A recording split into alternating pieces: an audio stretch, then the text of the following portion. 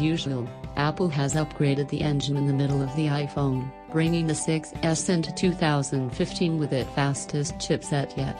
The A9 has myriad upgrades, with things like the M9 coprocessor enabling the phone to record even more emotion without impacting on the battery life.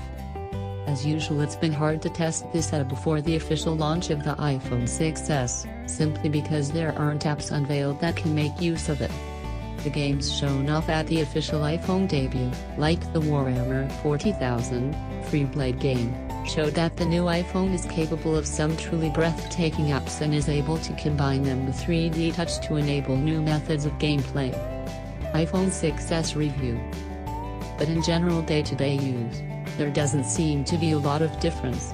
Browsing through apps is as snappy as ever, albeit with a very slight delay if you've got animations enabled, and I can fault the speeds over Wi-Fi or cellular connection. That's just in day-to-day use.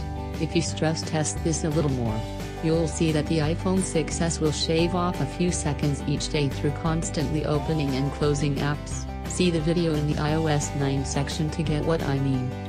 What was notably absent from the unveiling event was the claims of longer battery life, which you'd have assumed the improved CPU would have offered.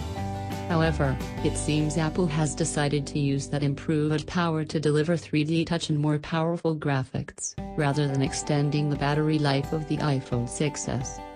Given iOS 9 was also supposed to be a bit better on the battery, this is surprising, but I couldn't see any evidence of improved battery management.